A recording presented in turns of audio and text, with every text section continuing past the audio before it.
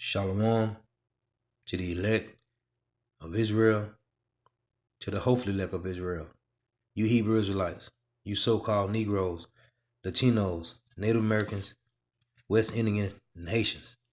Gotta give all praises, honor, and glory to Yahawah, Bahashim, Yahawashi, Bahashim, Rekah, Kodash. Double honors to the apostles and elders of Great Millstone who rule well, who teach well, and a sincere salutation to all the Akim, pushing this truth and believing this truth throughout the four winds of the earth, the entire world, waking up the hopefully elect. Shalom to the Yahawah who are listening and learning, the few sisters who are listening and learning. I'm Isaiah, coming at you another lesson in truth, facts, faith, and edification. Another daily edification. Lord's willing, this be edifying. The title of this lesson, Woe to you that worship or celebrate Thanksgiving. Now, I did a lesson on this video a couple weeks ago, but since this pagan holiday, which was created by the Idumeans, is what they're worshiping today, I'm going to do another lesson on it. So Lord's witness be edifying. Because this is what you are worshiping today when you're sitting around with your family and friends eating your Thanksgiving meal. This is what really happened. And they celebrated a day when they slaughtered our brothers, okay? The tribe of Gad and Reuben.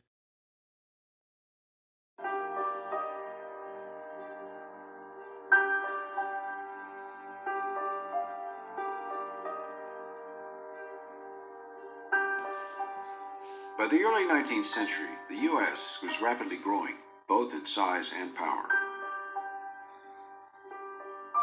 Land-hungry and ambitious, the new country was also drastically changing its policies towards the Indian nations. And nowhere was this more evident than in the treaties. The United States' primary interest in treaty making was to acquire Indian land. And so the treaties were used for that purpose, especially as the United States found itself in a position to pretty much dictate the terms of the treaty. And so the treaties morphed from this friendship and reciprocity sort of relationship into a very one-sided thing. There's almost a mythology about this, that somehow when the Pilgrims arrived, they were dragging land behind them. There was no land brought here. The land here was Native nations. And this is what the United States needed. It's what it wanted. They wanted all of it. They wanted everything. The greed came in. Well, we have a little tract here now we need a little more. And, well, we need to go make another treaty. We didn't understand that eventually those treaty-making processes ended up to the acquisition of all of our ancestral homeland. That land was a part of us. That land helped us be. That land was who we were and who we are. The command of removal came unexpectedly upon most of us. There was a time that we noticed several overloaded wagons were passing our home, yet we did not grasp the meaning. Then one day, wagons stopped. We were to be taken away and leave our homes, never to return.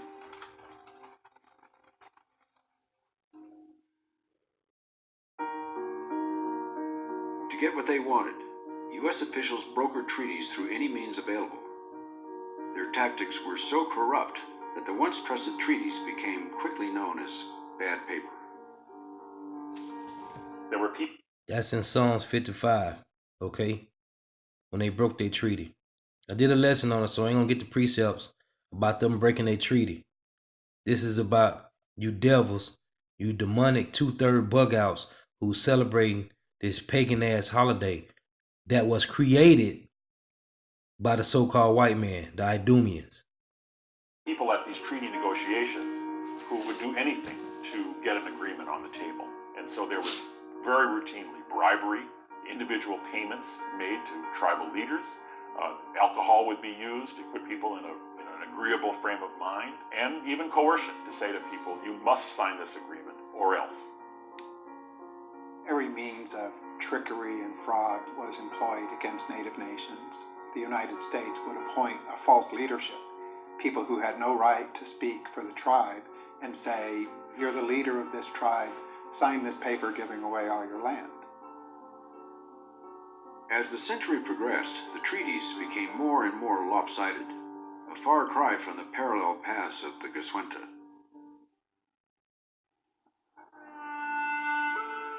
Despite appeals from the Indian nations, the U.S. kept on its new trajectory, rationalizing its aggressive actions along the way. They have neither the intelligence, the industry, the moral habits, nor the desire of improvement. The See, they call them savages, man. tribes of Indians inhabiting this country were fierce savages. To leave them in possession of their country was to leave the country a wilderness. It's important in the great American mythology to describe the Americas as wilderness. Because of its wilderness, then there's really nobody to dispossess. It was okay to come here and prosper and conveniently forget that there were already people and civilizations in place.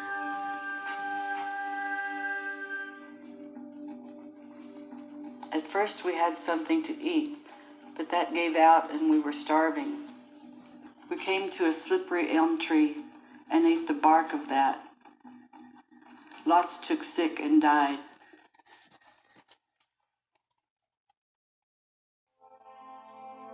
As Americans successfully pushed the bounds of the frontier, they not only believed that they were destined to take over the land and prosper, they believed that God was the one who put them there to do it. They believed that it was God's will, that the United States should be a continental nation stretching from the Atlantic to the Pacific. As each wave of immigration would come, they'd move into an area. The United States would then make some sort of arrangement with the tribe to get that land from them. And then more would come, and they'd advance the frontier even further. The power of manifest destiny, of expansion, of inevitability, of God's providence helped to rally people around not only the idea of Americans as entitled to North America, but rallied them around the idea that Indian people were barriers to civilization and barriers to progress. No matter how many treaties were signed or how much land they gave to the United States, the Indian was still in the way. This was known as the Indian problem. This so-called problem continued despite a decades-old policy to force Indians to swap their land east of the Mississippi for land west of it. The Indians would then move to those western parts and away from the Americans. This plan was simply called removal. The Removal Act was the centerpiece of Andrew Jackson's political agenda, and it was very controversial at the time. It was very widely debated. There was lots of discussion across the country, and very many prominent people spoke up against it. Will the American government steal? Will it lie? Will it kill? I have no desire to see the poor remnants of a once powerful people. The removal bill represents oppression with a vengeance. The removal process, it was, all right, you've made these treaties. Now, you can have one of two things. You can keep your sovereignty, but you can't keep your land. But if you keep your land, then you have to assimilate and no longer be Indian. You will have sovereignty or you have your land. You can't have both. Across the United States, the Removal Act divided the country. But across the Indian nations, reaction was unanimous. We are surrounded by white people, and there are encroachments made. What assurances have we that similar ones will not be made on us should we remove to the Mississippi? Now, I did a lesson on this, and I titled the lesson, Wait on Yahawah while Yahawashi. Okay? If you go to my page and watch this lesson, I went through everything they speaking of. I broke down all the scriptures going in on what these Idumeans did to our brothers and sisters, man, okay, of the tribes of Gad and Reuben. Hey, go watch it, check it out, man. Look here, Father. Our lands belong to us. We shall keep them. We do not wish to talk to you anymore.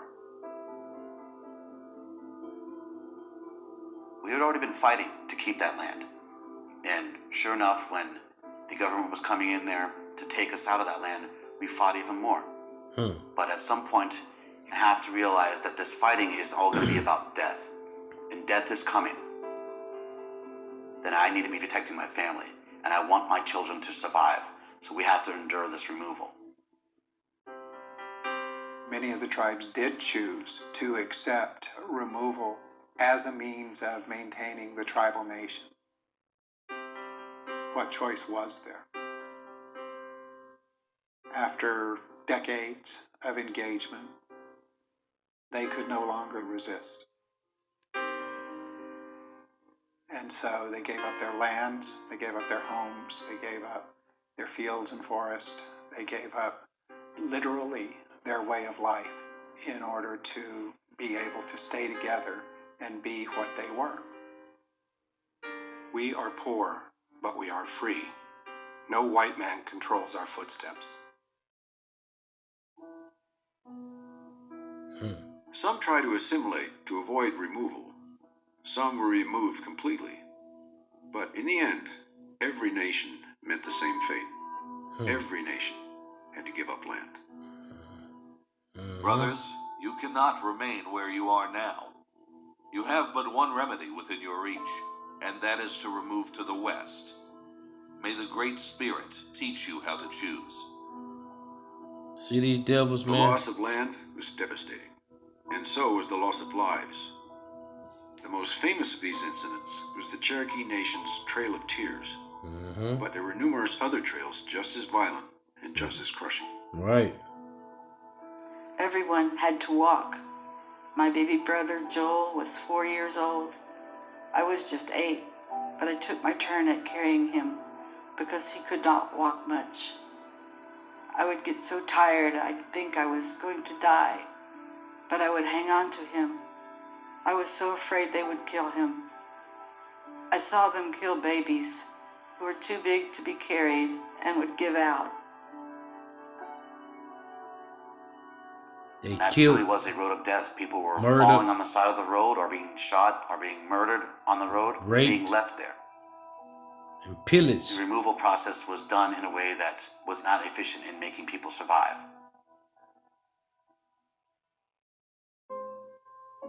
Of the millions of Indian people that lived before the first colonists arrived, by the end of the 19th century, only 250,000 remained. Wow. The removal of a tribe was certain to destroy all of the things they knew about taking care of themselves, all of their medicines, all of their foods. Everything about them had to change in order to survive. It can only be understood as an act of destruction. When you move a people from one place to another, when you displace people, when you wrench people from their homelands, wasn't that genocide? We don't make the case that there was genocide. We know there was, yet here we are. When we were forced to leave our land, we took the fires with us. We took the embers along. Then when we got to Oklahoma, we rekindled the old fire. Old home or new home, it is the same fire.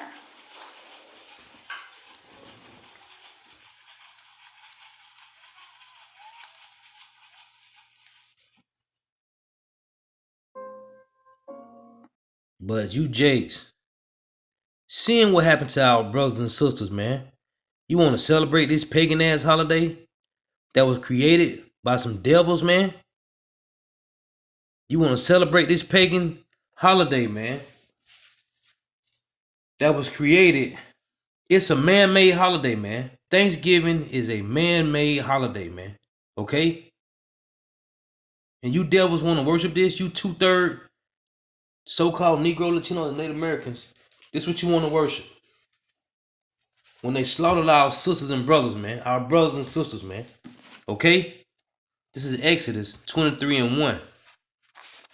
Exodus 23 and 2. It reads, thou shalt not follow a multitude to do evil. Okay?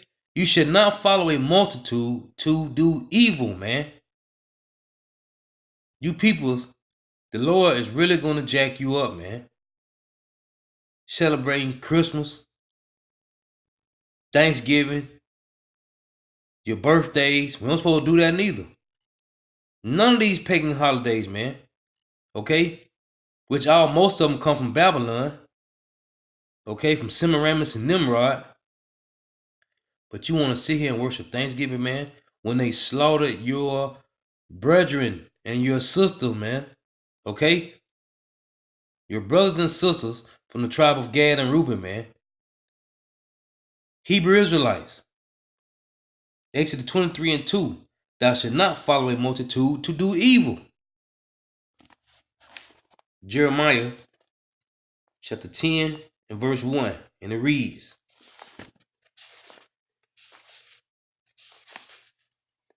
hear ye the word which the Lord Yahawah speaketh unto you, O house of Israel. Talking to you so-called Negro, Latino, Native Americans. Thus saith the Lord Yahawah, learn not the way of the heathen. Learn not the way of the heathen, man. Okay? And following the multitude to do evil, that's you cleaving to the ways of the heathens, man. That slaughter your brothers and your sisters, man. This is 1 Corinthians chapter 8. I'm going to start at verse 4. And it reads, as concerning therefore the eating of those things that are offered in sacrifice unto idols. When you're celebrating Thanksgiving, the food that you're eating, you're offering it to an idol. What's the idol? The so-called white man, the Idumeans, man, who slaughtered your brothers and sisters, man. Okay?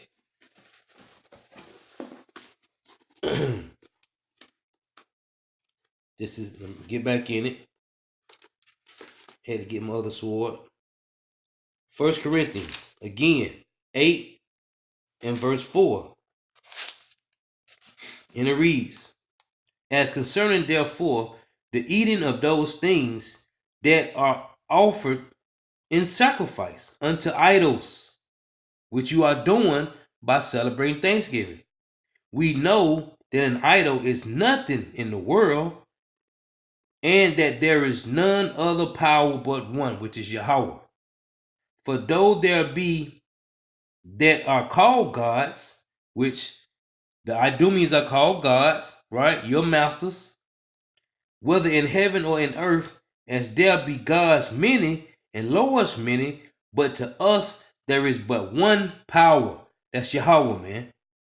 The Father of whom are all things, and we in him, and one Lord, Yahawashi Mashiach, by whom are all things, and we by him. Howbeit, there is not in every man that knowledge, for some with conscience of the idol until this hour eat it as a thing offered unto an idol, which you are doing today, man. And their conscience being weak is defiled. And that's why you have the prophets, the messengers of the Lord, to tell you to stop doing these things, man, because we know you are weak. Okay? Because all you keep screaming is, it's a tradition. It's not a tradition of Yahawah Bashim Yahawashi. Okay? It's a tradition of man, not of the Lord. 1 Corinthians 10, starting at verse 20, and it reads, verse 19, what say I then, that the idol is anything, or that which is offered in sacrifice to idols is anything? But I say that the things which the Gentiles sacrifice, they sacrifice to devils and not to God. And I would not that ye should be fellowship that you should have no fellowship with devils, man. Be unequally yoked together with unbelievers, man. Okay? What fellowship with righteousness and unrighteousness, man? With the house of power with Belial, man. You people is worshiping idols, man. And who's the idol? The Idumeans, man. Okay? Because they taught you to celebrate this pagan holiday, man. It's a man-made holiday. It's not a hallowed day of the Lord, man. Okay? Verse 21. Now, verse 27. It reads, if any of them that believe not bid you to a feast. Listen to this. 1 Corinthians 10 and 27. If any of them that believe not bid you to a feast, and ye be disposed to go, whatsoever is set before you, eat, asking no question, for conscience sake. But if any man say unto you, this is offered in sacrifice unto idols, eat not for his sake that showed it, and for conscience sake, for the earth is the Lord's, and the fullness thereof. Listen, so this saying, if you invited to a picnic, hey, it's cool. Go eat, man. Right? Because it said right here, this is what Paul said, 1 Corinthians 10 and 27. If any of them that believe not, so if you got family members or friends, they don't believe, but bid you to a feast, and ye be disposed to go, whatsoever is set before you, eat. Paul say, eat it, asking no question, for conscience sake. But if any man say unto you, this is offered in sacrifice unto idols, eat not for his sake that showeth it, and for conscience sake, for the earth is the Lord's, and the fullness thereof. So if somebody called you and told you to come to a cookout, right, a picnic, go. It's cool. But if somebody say, hey, we having a birthday party, hey, come. No. That's sacrificing to idols, man, because we don't celebrate. Hebrew Israelites don't celebrate their birthdays, man. Okay? That's a heathen custom. Okay? Celebrating Christmas and Thanksgiving and Independence Day. Those are heathen customs, man. Okay? But if it's a simple plain picnic or a barbecue, a little cookout, that's cool. Because that's just Jake. Jake love to cook. As the scripture say in Genesis, we are plain men dwelling in tents. Okay, we like to chill, eat, sip some wine or some liquor, right? Either wine or strong drink and chill, man. But not to a Thanksgiving dinner or Christmas dinner or a 4th of July cookout, man. And July the 4th, 1492, what happened, man? They established the colonies, okay? They conquered Babylon the Great, man, from our brothers and sisters, okay? That's another day Jake loved to get out and barbecue on, 4th of July. When the conquistadors and Spaniards conquered our people, man, and colonized they 13 colonies or whatever have you, man. July the 4th, 1792. I said 1492. 1792. That's when they established Babylon the Great, okay? So anything other than a picnic or just a plain cookout, you don't supposed to go, man. And Paul said don't go, because if you're celebrating Thanksgiving, you're worshiping idols, man. Okay? These devils created this holiday, man. When they conquered our people, man. You people need to wake up. And you always talking about traditions. Traditions. This is 2nd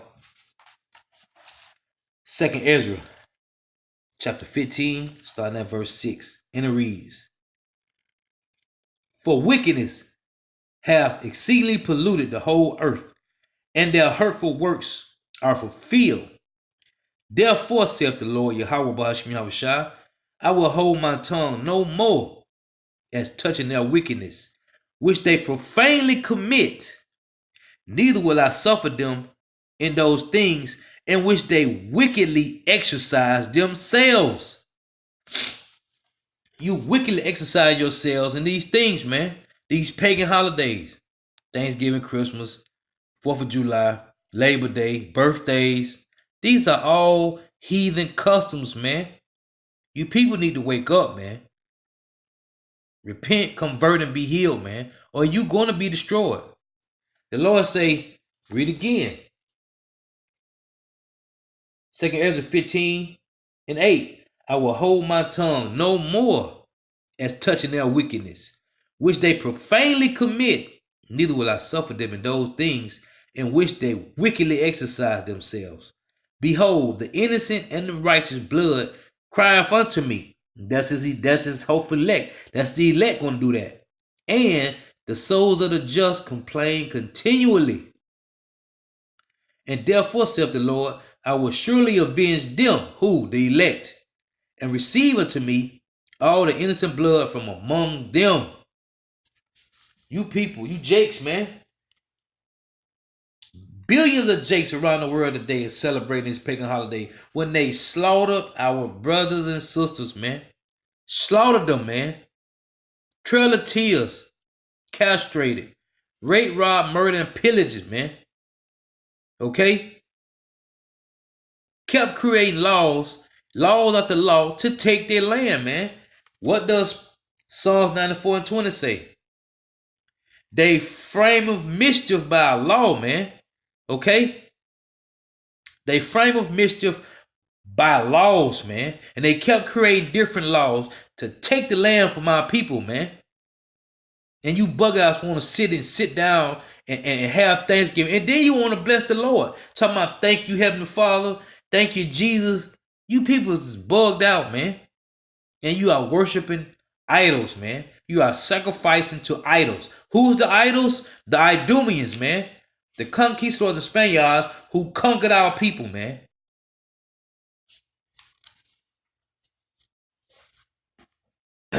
This is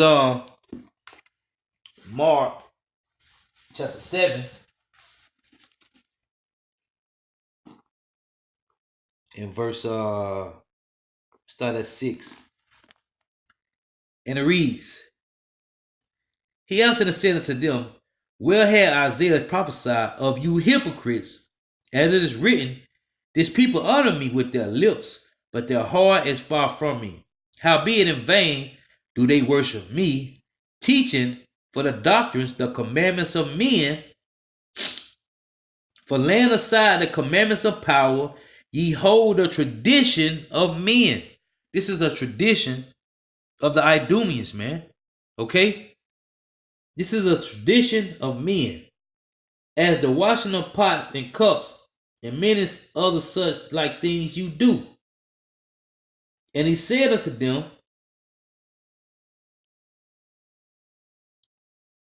Full well ye reject the commandments of God, that you may keep your own traditions. Okay? You fool reject the commandments of this Bible, man.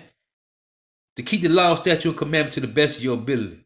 To keep your own traditions, man. Why? Because it was fed to you by who? Esau, Edom, man. This is Habakkuk chapter 2, verse 15. And it reads, It say, Woe unto him that giveth his neighbor drink, that putteth the bottle to him, and maketh him drinketh also, that thou mayst look on their nakedness.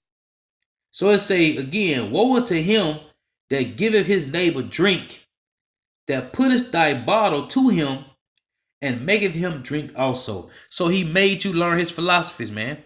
He made you learn the traditions of him, man. Okay? And you still doing it to this day, man.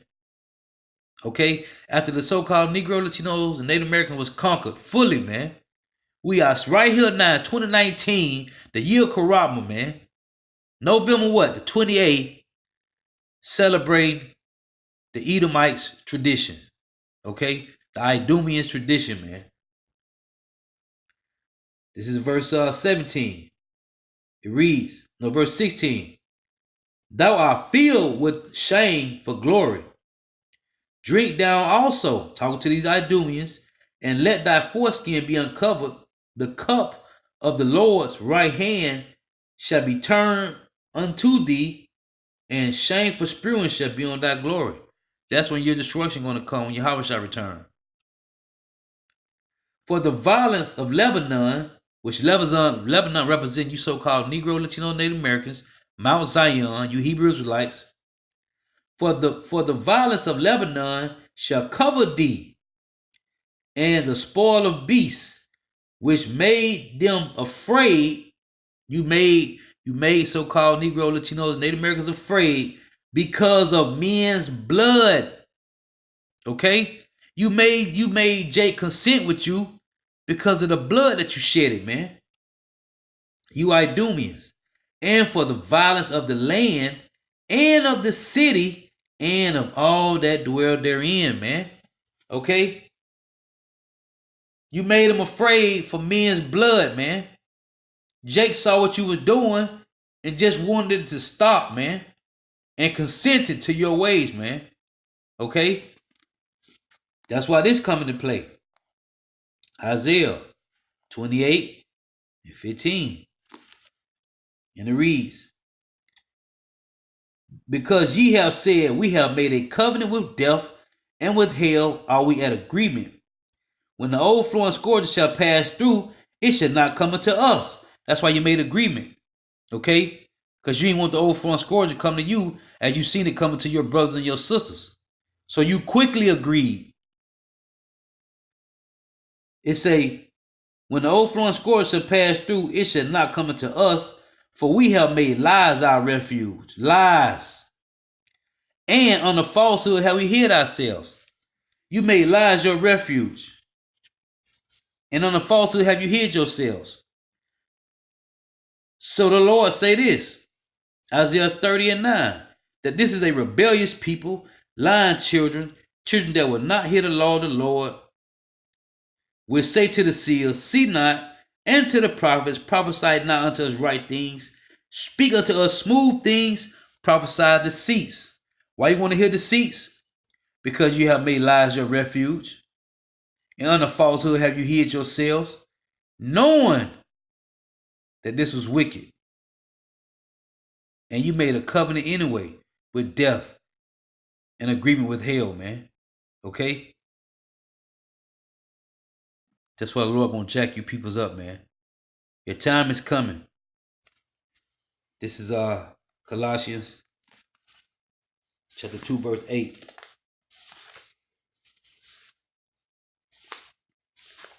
And it reads, beware, lest any man spoil you through philosophy and vain deceit, which everybody on this planet, all billions of you Jakes, I'm talking about you so-called Negro, Latino, Native Americans that celebrating this pagan custom today, you have been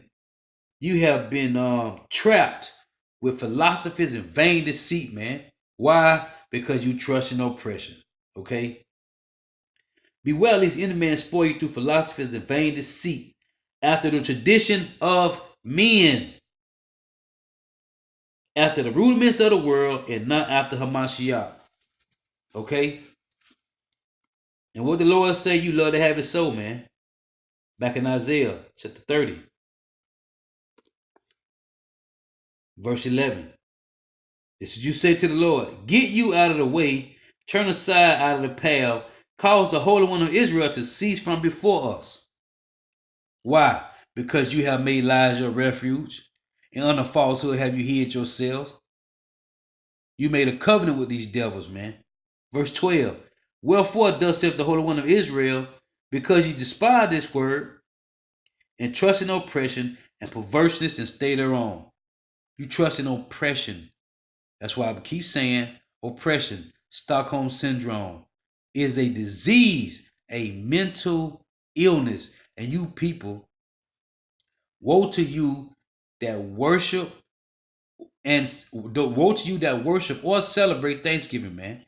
The Lord is going to kill you with a grievous death, man. Just keep living, and you're going to see. You think nothing is going to happen to you because the Lord been letting you do this for years and years, and ain't nothing happened yet. Guess what? Your time, your road is ending. That hole that you are digging, that ditch you are digging, it's about to come to a halt. Okay?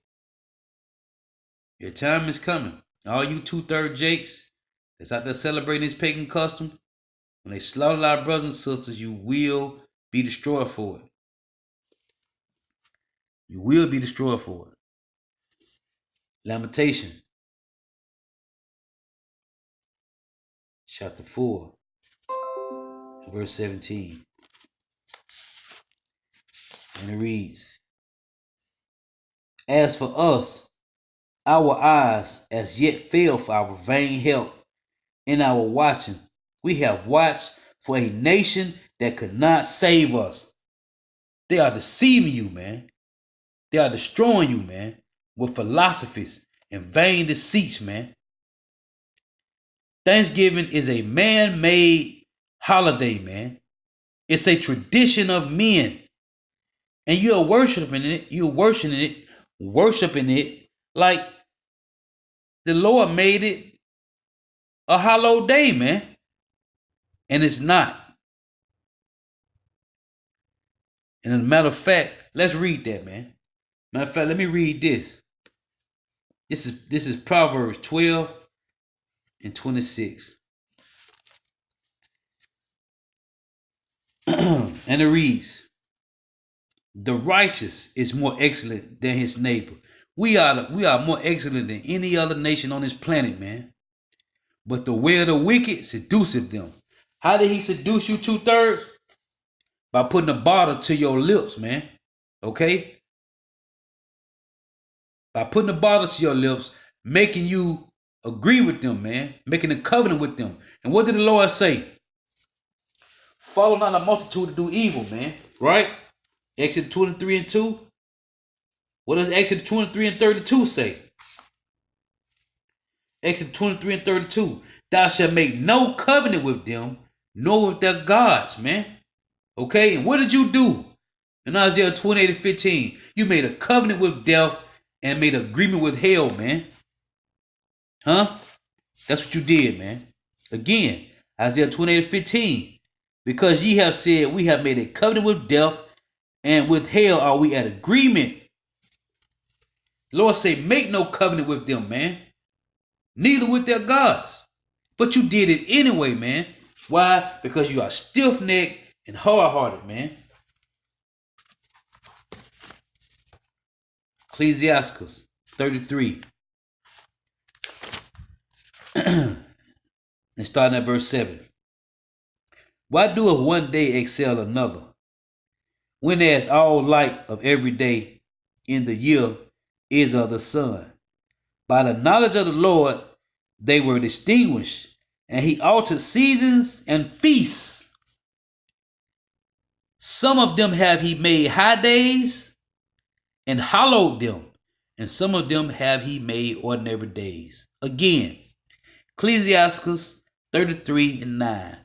Some of them have he made high days, the Sabbath, the Passover, the Feast of Weeks, the Feast of Dedication.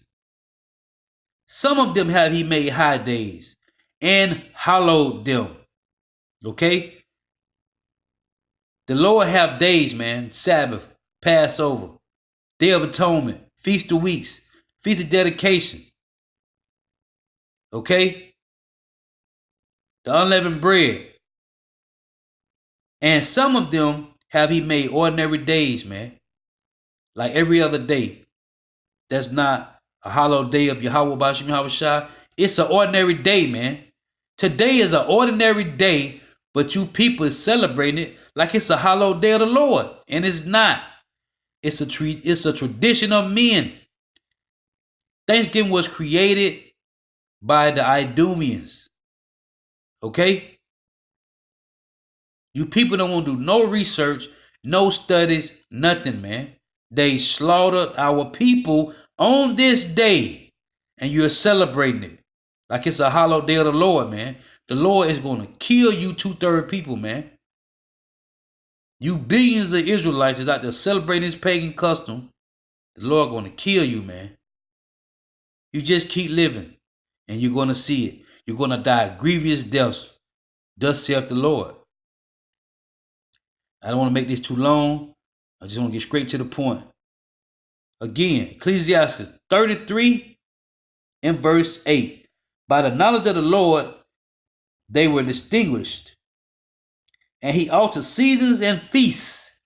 Some of them have he made high days and hallowed them, and some of them have he made ordinary days. This is another ordinary day, and you devils, you so-called Negro, Latinos, and Native Americans is celebrating this like it's a damn hallowed day of the Lord, man. The Lord gonna get you. The Lord gonna get you, man. Okay? And they made you consent. They made you consent, man. Okay? Made you afraid by their track record, man. By shedding blood. They made you agree to their covenant because of their track record, man. Okay? First Maccabees 1:11, man. That went out to Israel, wicked men, man, who persuaded many. Okay? Matter of fact, let me close with that. First Maccabees 1:11.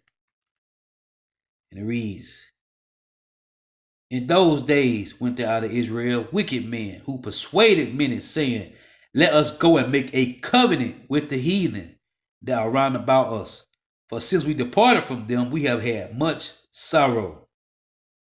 So this device pleased them well. Okay? Then certain of the people were so forward herein that they went to the king, who gave them license to do after the ordinance of the heathen, man. That's what you did. And you're going to pay, man. Woe to you that worship or celebrate Thanksgiving. Gotta give all praise, honor, and glory to Yahawah, Bahashim, Yahawashi, Bahashim, Rakah, Korash. Double honors to the apostles and elders of Great Millstone who rule well, who teach well, and a sincere salutation to all the octave, pushing this truth and believing this truth throughout the four winds of the earth, the entire world, waking up the hopeful elect. And shalom to the Yahawah who are listening and learning. The few sisters who are listening and learning. Lord willing to edify. Until next time, shalom.